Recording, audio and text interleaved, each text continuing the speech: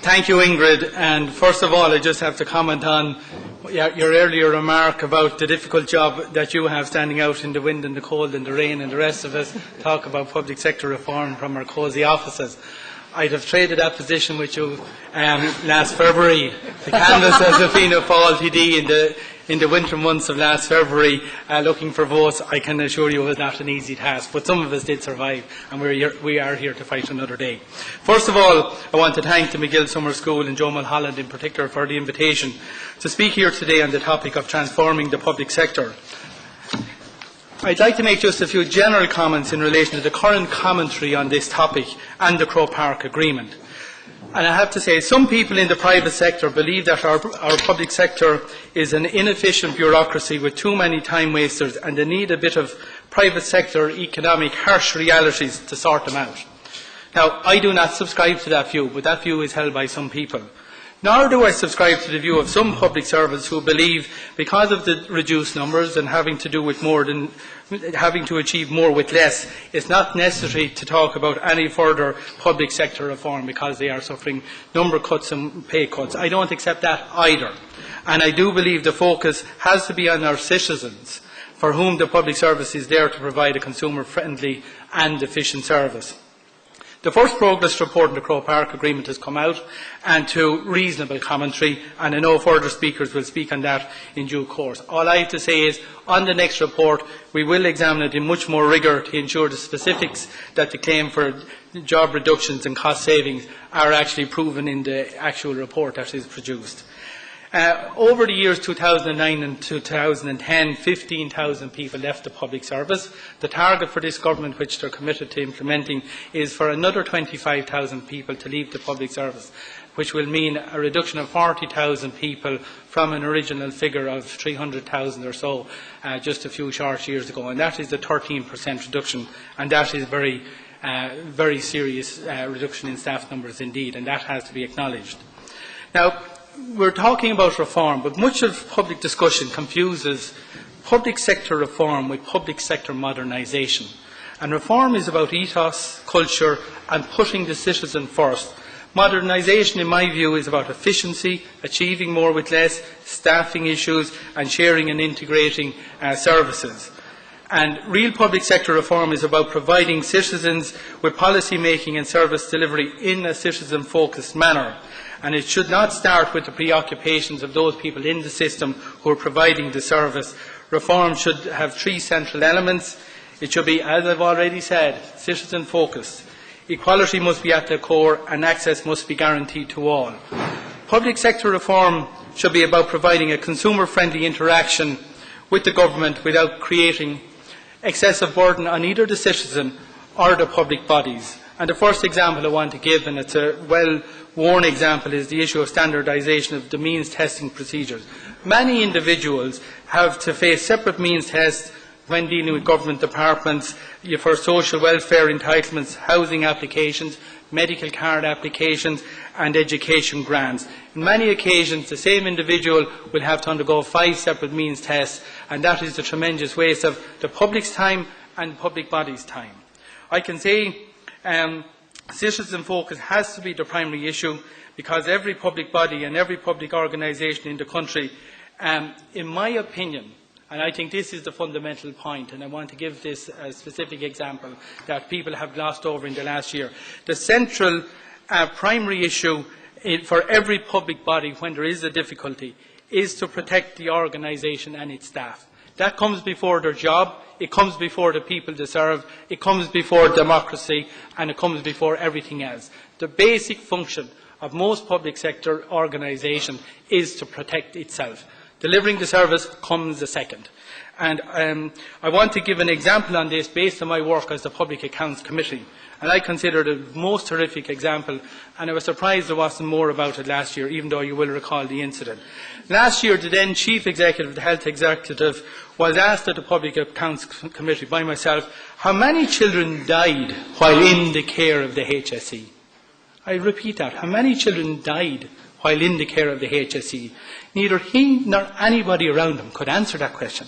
In fact, they had never even checked it. It took them over a month to find out the number of children who had died in their care. And that took quite a while.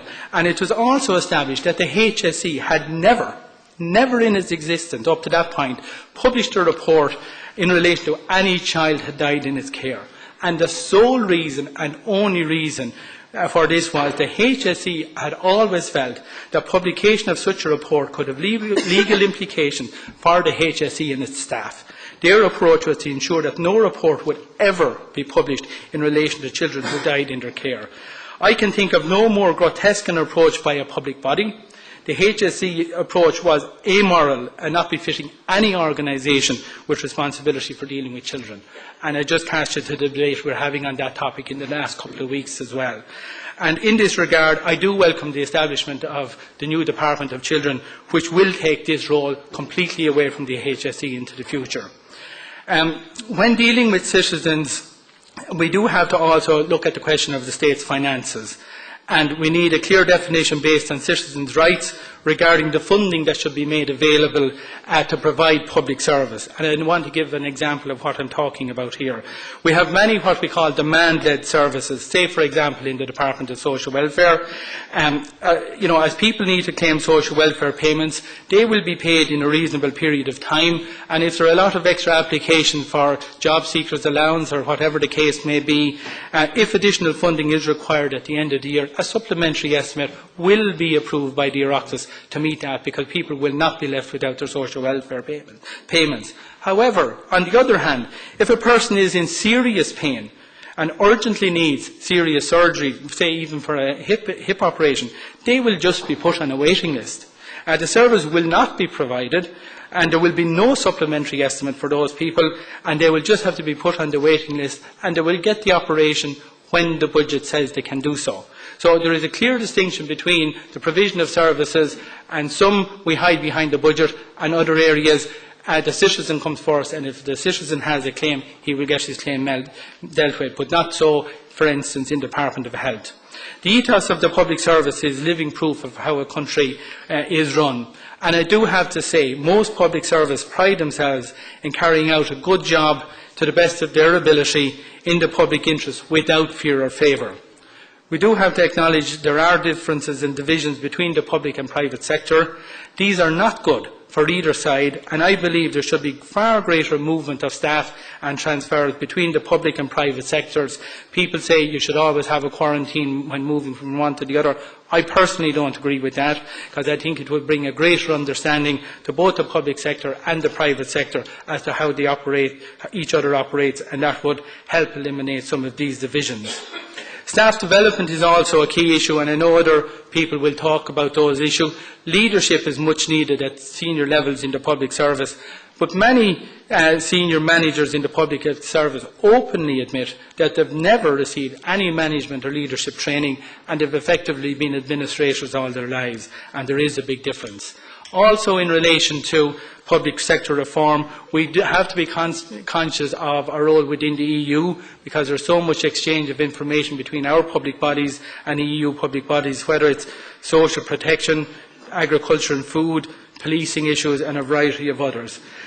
Now moving on to what I would call, what most people refer to as public sector reform, what I only call modernisation. This is about efficiency and accountability, and they are the two issues that recently or specifically spring to my mind. Also, it is important in the public service that there is adequate entry opportunities at all grades for people to apply for senior positions, and promotion must always be open to the outside. I would also suggest, and I congratulate our new Secretary-General here today, but I would say that in future the position of Secretary-General and Chief Executive of State Organisation should always be subject to an international competition, and there should always be at least one person from outside the country on such an interview panel. Shared services, especially in the human resources area, simplifying procedures, information technologies, these have been mentioned time and time again, and these areas, if properly implemented, can actually make significant savings. The public are very much concerned about the issue of implementation of particular policies of government, and they should be separated from the issue of making the policy decisions. However, I believe in a country of 4.5 million people, we have gone too far down the road of separating policy making from implementation. and that has resulted in an undue number of new quangos created in recent times. And these have been created to implement a very specific mandate, and in fact most new quangos have very little public accountability anymore. The case is now well accepted, I think, by everyone in the country that there are too many quangos and they should be brought back under the control of their own parented department. The sharing of information, and that's one thing we all talk about, will have serious implications for data protection legislation, and this will have to be dealt with. But I believe the public will accept that if they give their information to one public body, they will not generally have a problem with another public body using it for a legitimate source without them having to go through a procedure of supplying the same information again to another public body. I did mention the issue of accountability, and recently we did see an example of public accountability where individual public servants were made account for their actions.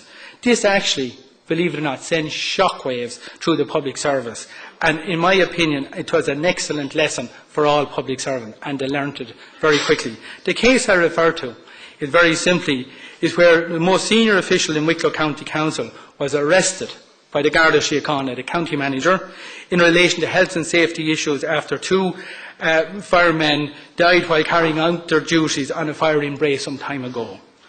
I am not sure whether this case has progressed to court, but the principle of ensuring that people are responsible and accountable for health and safety of their staff is a very welcome development. It was almost unprecedented for a public servant to be arrested for neglect of his duty, and I use the word neglect advisedly because the issue hasn't gone to court. But the fact that that actually happened sent shockwaves across the public service. I heard it from every local authority, every public body. They were horrified to think individuals in the public service could actually be made answer for their own action or lack of action, and that was a very good day's work, and we will watch developments in that area. Another thing the public want to see in public services is consistency. And for example, I quote the Department of Agriculture, who are ruthlessly and rightly consistent in their approach to approving single farm payments and everything like that. The reason is because they're subject to random EU audit. And you will get the same decision in relation to an application, whether you're in Mallinhead or Mizenhead or down in Portlaoise, because they know it's subject to random audit. And I can say categorically, no other government department is as consistent in its approach to making decisions for the public in this regard. And I do believe when you get inconsistencies from department to the department and at regional level in the country, it does not provide a fair service to our citizens. And I actually believe if all public bodies were subject to a random audit, we would immediately achieve a greater consistency. And I will just give two examples. Approximately 50% of all appeals to An Bord Pleanála and approximately 50% of all appeals to the Social Welfare Appeals Office result in a change of the original decision. So this demonstrates that there must have been some major level of inconsistency in relation to how decisions were made in the first place, if almost 50% on appeals result in changes to those decisions. Also, the last point I want to deal with is the question of regulators, and we had excellent regulators here last night to deal, and they've been introduced to deal with various aspects, mainly in the commercial area in Ireland. But they too have achieved a level of independence that is again substantially removing their decision-making process from outside the area of public accountability. The question that regularly gets asked is, who regulates the regulator? And the answer in Ireland is frankly nobody. Public sector reform also has to deal with this issue. Finally, I want to say everybody in Ireland recognises the difficult financial situation we were in. People accept that changes need to be made in relation to the provision of all services in the country, both in the private and in the public sector. Now is the time to make these changes. I believe the time for reforming the public sector is now. Thank you very much indeed.